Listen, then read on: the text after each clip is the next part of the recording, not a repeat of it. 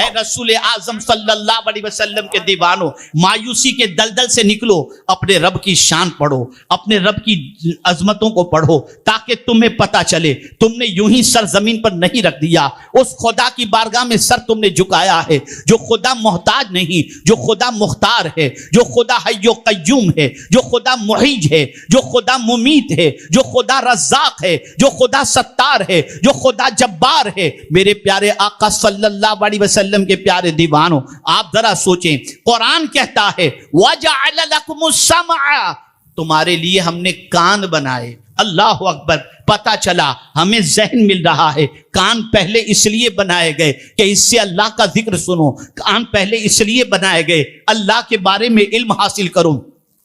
اور اگر آپ دیکھیں مدارس کے اندر پڑھائی جانے والی کتابوں کو تو سب سے پہلے باب التوحید ملے گا، کتاب التوحید،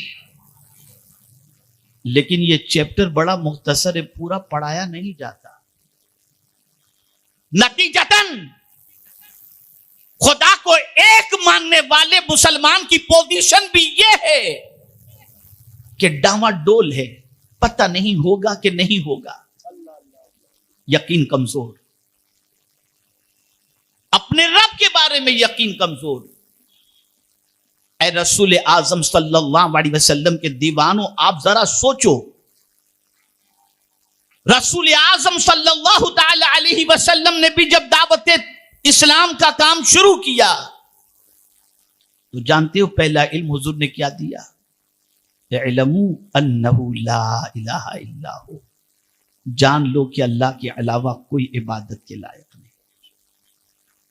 اے رسول اعظم صلی اللہ تعالی علیہ وسلم کے دیوانوں، اس لیے کہ جو تمہارا پالنہار حقیقی ہے، معبود برحق ہے، جس نے تم کو پیدا کیا ہے، وہ بڑی شان والا ہے، اور وہ اتنا مہربان ہے کہ اس سے زیادہ کوئی مہربان نہیں۔ مدینے کے تاجدار ارواحنا فدا صلی اللہ علیہ وسلم فرماتے ہیں اللہ کی رحمت کے 99 حصے میں سے ایک حصہ اللہ نے مخلوق میں رکھا ہے، باقی تو اس 100 حصے میں سے ایک مخلوق میں تقسیم کیا، باقی 99 تو اس نے اپنے پاس رکھے ہیں۔ تو آپ ذرا سوچو، ایک ماں اپنے بچے پر مہربان ہوتی ہے، وہ اللہ کی رحمت کے ایک حصے میں کا کروڑواں حصہ ہو سکتا ہے، لیکن جس رب نے رحمت کے 99 حصے اپنے پاس رکھے ہوں، اس کی رحمت کا عالم کیا ہوگا، اس کی مہربانی کا عالم کیا ہوگا۔ اے رسول اعظم صلی اللہ تعالی علیہ وسلم کے دیوانوں، اپنے بچوں کے کان کے اندر اللہ کی بات پہنچاؤ، اللہ کی عظمتیں پہنچاؤ۔ یہ دن میں صرف ایسا نہیں کہ بچہ پیدا ہوا تو کان میں اذان دے دی، نہیں، دن میں 5 مرتبہ کانوں میں یہ آواز پہنچائی جاتی ہے، اللہ اکبر اللہ اکبر۔ خوشی کا وقت ہو تو زائد 6 تکبیروں کے ساتھ عید کی نماز، اللہ اکبر۔ آج خوشی ہے، خوشی بڑی نہیں، اللہ بڑا ہے۔ غم آ گیا، انتقال ہو گیا، اللہ اکبر، یہاں بھی یہ تکبیریں زیادہ۔ کیوں؟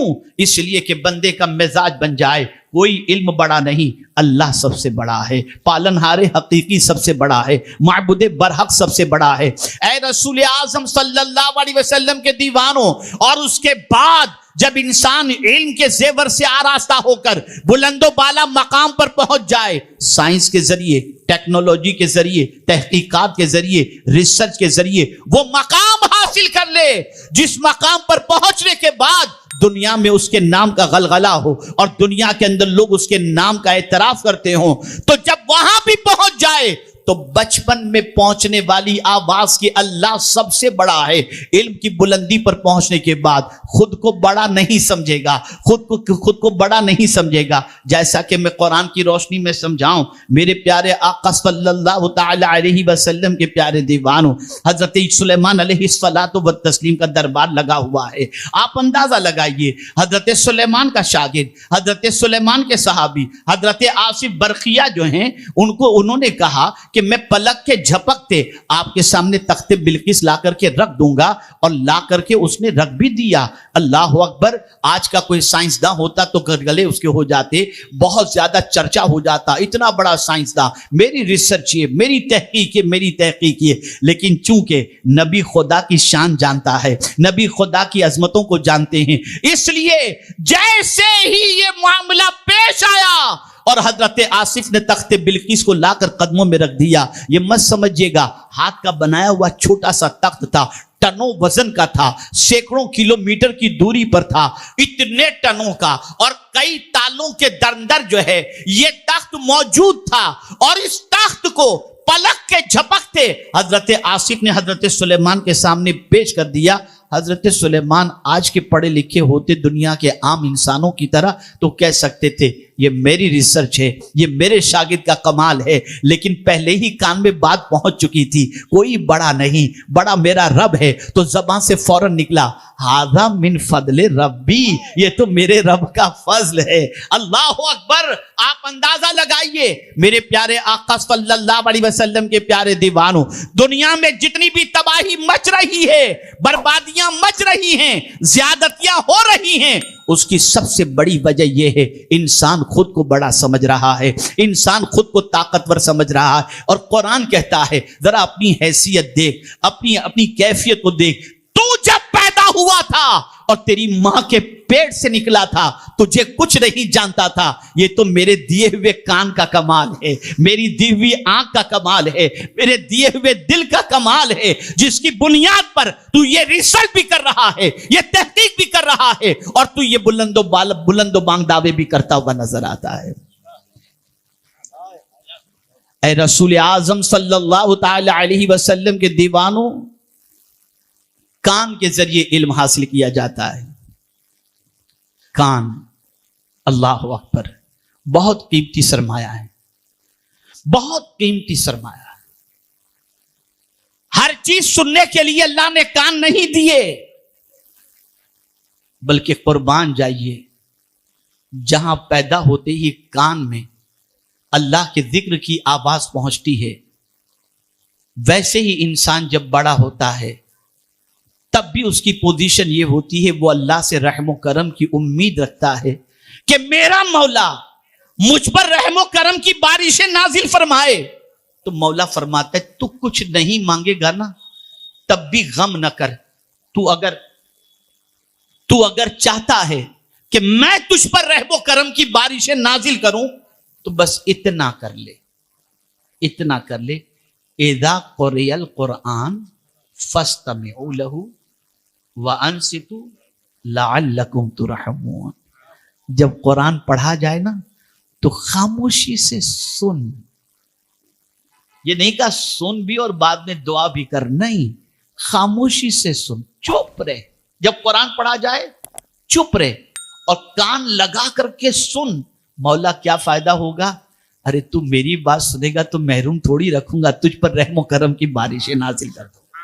آپ اندازہ لگائیے جب کوئی بندہ قرآن سنتا ہے تو اللہ تعالیٰ اس پر رحم و کرم کی بارشیں نازل فرماتا ہے۔ اب وہ لوگ جو گانے بھی سن رہے ہیں، غزلیں بھی سن رہے ہیں، برائیاں بھی سن رہے ہیں، اور اس کے بعد رحمت کی امید بھی رکھتے ہیں، تو جس کو سن کر اللہ رحم و کرم کی بارش نازل فرمائے گا وہ تو سننے کے لیے تمہاری طبیعت اکتا جاتی ہے۔ امام صاحب اگر لمبی قرأت کر دیں تو ٹرسٹی کو شکایت جاتی ہے، امام صاحب نے تو تھکا دیا، کوئی دوسرا امام لے کر کے آؤ۔ جس قوم کو قرآن سننے میں اکتاہٹ محسوس ہوتی ہو اس قوم کو زمین پر اللہ کبھی عزت عطا نہیں کر سکتا، کبھی عزت نہیں مل سکتی۔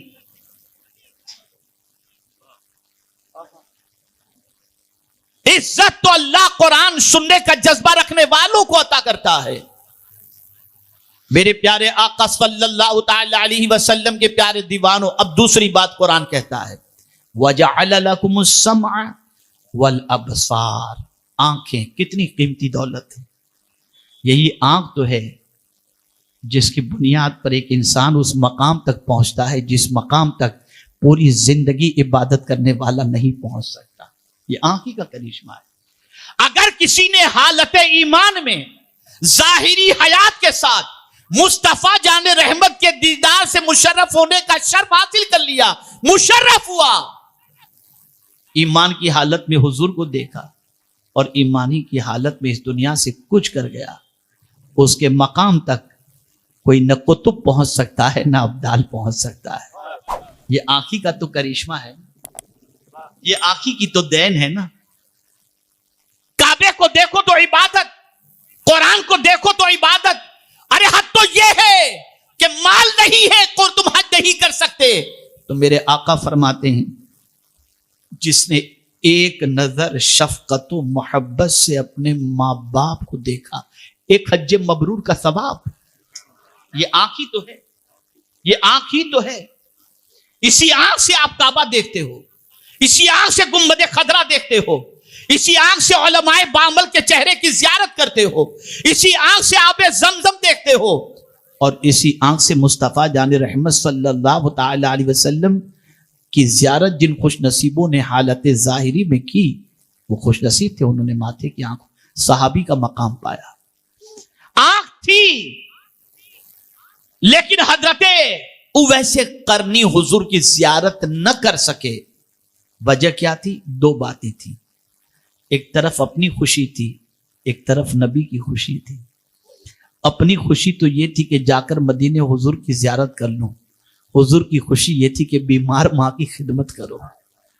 سرکار کی خوشی پر اپنی خوشی کو قربان کر دیا اور ماں کی خدمت میں لگے رہے۔ حضور کی زیارت کو نہ پہنچ سکے تو خود مصطفیٰ جان رحمت صلی اللہ علیہ وسلم نے اپنا جبہ شریف بھجوایا فاروق اعظم سے اور فرمایا یہ اویس کو دے دینا اور کہنا میری امت کے لیے بخشش کی دعا کرے۔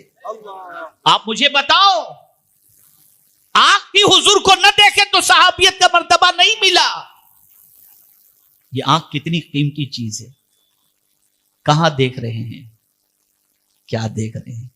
کس نے دی ہے آنکھ؟ کس نے دی؟ اور اسی لیے قرآن نے آنکھ کو خاص طور پر مینشن کیا کہ اے ادھر ادھر دیکھنے والوں، مجھے بے خبر نہ جاننا، یہ نہ سمجھنا کہ تم کہاں دیکھ رہے ہو مجھے نہیں معلوم، تم آنکھوں سے کیا کر رہے ہو مجھے نہیں معلوم، ایسا مت سمجھنا۔ یعلم خائنۃ الاعین، آنکھوں کی خیانت کو وہ جانتا ہے، وہ جانتا ہے تمہاری آنکھیں کہاں جا رہی ہیں۔ ایک سوال، بڑی پیاری بات یاد آ گئی، نماز پڑھ کر کے بھی سکون نہیں ملتا، نماز پڑھ کر کے بھی نماز میں لذت نہیں ملتی۔ یہی سوال کسی نے مولا علی سے پوچھ لیا، پوچھا حضور میں نماز پڑھتا ہوں، نماز میں لذت نہیں ملتی۔ یاد رکھیں نماز میں بھی لذت ہے، یہ بڑی ذائقہ دار چیز ہے، نماز میں بھی لذت ہے، پھر کبھی اس پر انشاءاللہ۔ مولا علی سے اس نے پوچھا کہ حضور نماز پڑھتا ہوں، نماز میں لذت نہیں ملتی، تو مولا علی نے فرمایا جب کبھی نگاہ بہک جائے تو اللہ نماز کی لذتوں کو چھین لیتا ہے، نماز کی لذتوں کو چھین۔ آج فکر تبدیل کرنے کے لیے کہیں بھی آپ کی نگاہیں محفوظ نہ رہیں، ایسے مناظر آپ کے سامنے لا کر کے رکھ دیے جاتے، نہ چاہتے ہوئے گندگی کو آپ دیکھیں، نہ چاہتے ہوئے آپ کے افکار و نظریات کے اندر دیوالیہ پن پیدا ہو جائے، فساد پیدا ہو جائے۔ یہ ساری چیزیں اگر نگاہ بہت قیمتی، آنکھ قیمتی نہ ہوتی اور ادھر ادھر گھمانے کا نقصان نہ ہوتا تو اتنی بڑی بات اللہ اپنے محبوب سے نہ فرماتا، قل للمؤمنین یغضوا من ابصارہم، میرے محبوب مومنوں سے کہو کہ اپنی نگاہوں کو نیچی رکھیں، نیچی رکھیں۔ اور میرے آقا صلی اللہ علیہ وسلم کی نگاہیں کتنی نیچی تھیں، تو امام عشق و محبت کہتے ہیں نیچی آنکھوں کی شرم و حیا پر درود، اونچی بینی کی رفعت پہ لاکھوں سلام۔ اے رسول اعظم صلی اللہ تعالی علیہ وسلم کے دیوانوں، یہ بات اچھی طرح سے ذہن کے اندر محفوظ کر لو، ادھر ادھر نگاہ کرتے ہو، تم سمجھتے ہو یہ نہیں دیکھ رہے وہ نہیں دیکھ رہے، میں کچھ بھی دیکھ رہا ہوں، قرآن کہتا ہے خبردار کوئی دیکھ رہا ہو یا نہ دیکھ رہا ہو، یعلم خائنۃ الاعین، آنکھوں کی خیانت کو اللہ جانتا ہے، اس سے کوئی چیز چھپی ہوئی نہیں، اس سے کوئی چیز چھپی نہیں۔ اور اس کی شان تو یہ ہے کہ کہیں بھی جا کر زمین کے کسی حصے میں یا آسمان کے کسی حصے میں بھی جا کر تم اگر کچھ کر رہے ہو اور سمجھتے ہو کہ کوئی نہیں دیکھتا، تو قرآن کہتا ہے ان اللہ لا یخفی علیہ شیء فی الارض ولا فی السماء، جو کچھ زمین میں ہے اور جو کچھ آسمان میں چیزیں موجود ہیں، کوئی چیز بھی ایسی نہیں جو اللہ سے چھپی ہوئی ہو، سب اللہ جانتا،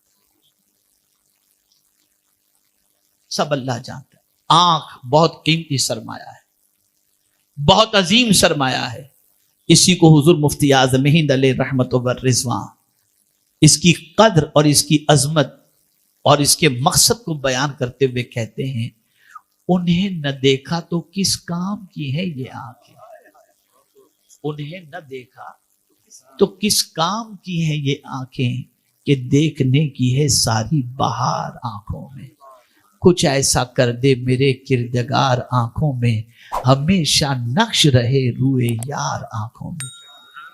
آج کا مسلمان تباہ نہ ہوتا، آج کے مسلمان کی فکری زوال، آج کا مسلمان فکری زوال کا شکار نہ ہوتا اگر آج کا مسلمان اپنی نگاہوں کی سماعت کی حفاظت کرتا۔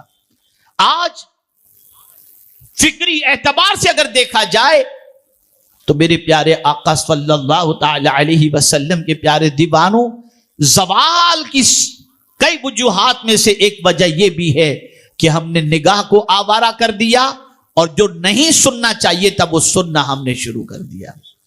اب تیسری بات آتی ہے دل کی، وَجَعَلَ لَكُمُ السَّمْعَ وَالْأَبْصَارَ وَالْأَفْئِدَةَ، دل بہت قیمتی سرمایہ ہے۔ دیکھیے حضور صلی اللہ علیہ وسلم نے بھی کتنی پیاری بات فرمائی، الا ان فی الجسد مضغۃ اذا صلحت صلح الجسد كله واذا فسدت فسد الجسد كله الا وهي القلب الا وهي القلب الا وهي القلب، آگاہ ہو جاؤ، جسم میں گوشت کا ایک ٹکڑا ہے، اگر وہ درست رہا تو پورا جسم درست رہے گا، اگر وہ بگڑ گیا تو پورا وجود بگڑ جائے گا۔ یہ دل ہے، دل ہر کسی کو دینے کے لیے نہیں ہے، ہر کسی کو دینے کے لیے نہیں، یہ جسم کا بادشاہ ہے، یہ جسم کا بادشاہ ہے، انبیاء کے سردار کو دینے کے لیے، مدینے کے تاجدار کو دینے کے لیے، اس لیے کہ یاد رکھیں یہ دل ہی ہے جو کبھی قرار کی دولت سے مالا مال ہوتا ہے اور کبھی بے قراری کی کیفیت کا شکار ہوتا ہے۔ دل بے قرار ہو تو آدمی قرار کی تلاش میں نکلتا ہے، اور دل اگر مطمئن ہے تو اس کی زندگی اطمینان والی ہوتی ہے۔ اب آئیے میں آپ کو بتاؤں، اگر دل ہم نے دنیا کو دے دیا تو یہ دنیا کو پانے کے بعد قرار نہیں ملتا، حل من مزید، سب سے زیادہ بے قرار دل اس کا نظر آئے گا جس کے پاس دنیا سب سے زیادہ ہوگی، رات 2 بجے تک حساب کر رہا ہے، چین کی نیند سو نہیں پا رہا ہے، اس کا فون اٹینڈ کر رہا ہے، اس کا فون اٹینڈ کر رہا ہے، یہ دنیا، یہ دل دنیا کو دے چکا۔ اب دل دنیا کو دینے کے بعد رات و دن بے قراری بے قراری بے قراری، لیکن اگر دل مصطفیٰ جان رحمت کو دے دیا، تاجدار کائنات کو دے دیا، رسول رحمت صلی اللہ علیہ وسلم کو دے دیا، تو آپ جانتے ہیں اس دل کو اب بے قراری نہیں ہوگی، اس دل کو قرار مل جائے گا۔ میں آپ کو یہاں پر سمجھا دوں، اللہ اکبر، اعلی حضرت عظیم البرکت امام عشق و محبت کہتے ہیں، ان کے نثار کوئی کیسے ہی رنج میں ہو، جب یاد آ گئے ہیں سب غم بھلا دیے ہیں۔ اللہ اکبر، میرے پیارے آقا صلی اللہ علیہ وسلم کے پیارے دیوانوں، میں پورے یقین کے ساتھ اور ذمہ داری کے ساتھ کہتا ہوں، جس کسی نے دل حضور کو دے دیا اس کو زندگی میں بھی اطمینان اور مرنے کے بعد بھی اطمینان کی دولت نصیب ہو جاتی ہے، اس لیے کہ حضور صلی اللہ علیہ وسلم کی محبت میں تڑپنے والے کو اللہ کے رسول صلی اللہ علیہ وسلم تسلی عطا کرتے ہیں۔ اسی لیے استاد زمن کہتے ہیں، دل दर्द से बिस्मिल की तरह लौट रहा हो, सीने पे तसल्ली को तेरा हाथ धरा हो। ऐ रसूल आजम सल्लल्लाहु ताला अलैहि वसल्लम के दीवानों, इसीलिए इमाम इश्क व मोहब्बत अपने दिल को यहां नहीं पाते, कहते हैं हमें ऐ रजा तेरे दिल का पता चला मुश्किल, दरे रोजे के मुकाबिल वो हमें नजर तो आया, ये न पूछ कैसा पाया, तुझे हम्द है खुदाया। और याद रखें, ये न समझना दिल हमारा है किसी को भी दे दें, नहीं। अब 3 चीजों के तज़किरे के बाद मैं एंड की तरफ आता हूं। अल्लाह ने फरमाया वल्लाहु अखरजकुम मिन बुतूनि उम्महातिकुम ला तअलमून शैआ वजअल लकुमुस समअ वल अबसार वल अफिदा। तरतीब देखिए, वजअल लकुमुस समअ वल अबसार वल अफिदा, समाअत, बसारत और अफिदा, ये तीनों का दिल का जिक्र हो गया, तीनों का जिक्र हो गया, कान, आंख और दिल। अब अल्लाह से हम पूछते हैं मेरे मौला क्या इन तीनों के बारे में ही कयामत में सवाल होगा? तो कुरान कहता है इन्ना समअ वल बसर वल फुआद कुल्लु उलाइका काना अन्हु मसूला। यानी बता दिया गया, कान के बारे में पूछा जाएगा, आंख के बारे में पूछा जाएगा, दिल के बारे में पूछा जाएगा, क्या किए थे, ये बड़ा सरमाया हमने तुमको दिया था, कहां तुमने खर्च किया। ऐ रसूल आजम सल्लल्लाहु ताला अलैहि वसल्लम के दीवानों, ये बात अच्छी तरीके से जहन में महफूज कर लें कि आप अगर दुनियावी इल्म हासिल करते हैं, इस्लाम नहीं रोकता, लेकिन याद रखो आज बहुत बड़े खतरे के अंदर हम पड़े हुए हैं, बहुत सख्त इम्तिहान के अंदर हम पड़े हुए हैं, बहुत सख्त आजमाइश के अंदर हम गिरफ्तार हैं। आज हम लोग भी पूरी दुनिया में ढंढोरा पीट रहे हैं, साइंस सीखो, टेक्नोलॉजी सीखो, दुनिया के इल्म में आगे बढ़ो, लेकिन जरा संभल करके बढ़ना। दीन छोड़कर आगे बढ़े तो दहरिये बन जाओगे, दीन मुकद्दम है। हुजूर ने पहले जिस इल्म को हासिल करने के बारे में फरमाया है वो दीन का इल्म है। पहले तुम जानो कि तुम किसके बंदे हो, तुम्हारा खालिक कौन है, तुम पहले जानो कि मुस्तफा जाने रहमत का मकाम क्या है, तुम किसके उम्मती हो, तुम ये जानो कि मरने के बाद उठाए जाओगे, तुम ये जानो कि तुम मौत तुम्हें आकर के रहेगी, फरिश्तों पर ईमान रखो। ये सारी इल्म की जरूरत सबसे पहले है। अगर तुम इंग्लिश नहीं जानते और मर गए कोई प्रॉब्लम की बात नहीं, टेक्नोलॉजी नहीं जानते मर गए कोई प्रॉब्लम की बात नहीं, साइंस नहीं जानते मर गए कोई प्रॉब्लम की बात नहीं, लेकिन अगर तुम पैदा होने के बाद ये न जान सके कि तुम्हारा खुदा कौन है, तुम किसके उम्मती हो, इस न जानने का तुम्हें बहुत बड़ा खिमियाजा भुगतना पड़ेगा। इसलिए कि ये न जानने की बुनियाद पर ईमान जैसी अजीम दौलत नहीं आएगी। एक सहाबी रसूल से एक दूसरे सहाबी ने पूछा कि सरकार सल्लल्लाहु अलैहि वसल्लम सबसे पहले कौन सा इल्म तुम्हें सिखाते? वो सहाबी फरमाते पहले अकीदा सिखाते, फिर कुरान सिखाते। मैं बहुत बड़ा करेक्शन करने जा रहा हूं। हमारे मकातिब के अंदर जो मोहल्लों में पढ़ाए जाते पहले कुरान सिखाया जाता है, अकीदा नहीं सिखाया। अकीदा मुकद्दम है, पहले अकीदा सिखाओ, साथ में कुरान भी सिखाओ। उसको ये बताओ कि जिसके तुम बंदे हो वो मालिक कितना अजीम है, उसे ये बताओ जिस रसूल के तुम उम्मती हो वो कितनी शान वाले हैं। अकीदा भी सिखाओ और साथ में कुरान भी सिखाओ। अगर अकीदा हमने 7 साल मकतब में पढ़ने वाले बच्चे को नहीं सिखाया तो वो हाफिज कुरान बनकर के भी बहकने के इम्कानात उसके हो सकते हैं, लेकिन अकीदा अगर हमने सिखा दिया तो उसके कदम फिसलेंगे नहीं। अकीदा भी सिखाओ और साथ ही साथ कुरान भी सिखाओ।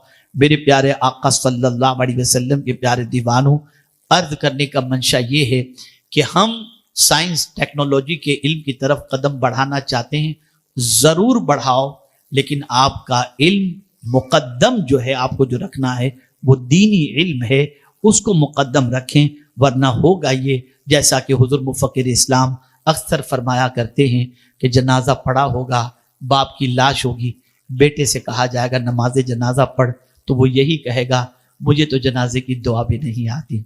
आप मुझे बताओ, आपने बच्चे को डॉक्टर और इंजीनियर बना दिया, दीन नहीं सिखाया, तो ये बच्चा मरने के बाद आपकी नमाज जनाजा भी नहीं पढ़ सकेगा। इसलिए ज़रूरत इस अम्र की है, दीन भी सिखाओ, दुनिया भी सिखाओ। और ये मौजू बड़ा वसी है, मैं मुख्तसरन इसको मैंने कुछ अपने लफ्ज़ों में अर्ज़ करने की सआदत हासिल की। आप इस चीज़ की फ़िक्र सबसे ज़्यादा करो کہ آپ کا بچہ مسلمان رہے اور مسلمان مرے، اس کی فکر سب سے پہلے رکھنا ضروری ہے۔ اگر آپ نے اس کی فکر کو پرائرٹی نہیں دی تو حالات بڑے خراب ہیں، کب اس کے قدم پھسل جائیں اور راہ ارتداد کا مسافر بن جائے ہم نہیں کہہ سکتے۔ بس یہاں ایک آخری بات عرض کے گفتگو ختم کرتا ہوں۔ کوئی پیر ہو، کوئی امیر ہو، کوئی عالم ہو، کوئی محدث ہو، کوئی فقیہ ہو، کوئی مجدد ہو، نبی تو نہیں ہو سکتا، نبی تو نہیں ہو سکتا۔ نبی کی فکر کیا ہے؟ آپ ذرا سوچو۔ میں اکثر کہا کرتا ہوں حضرت یعقوب علیہ السلام نبی،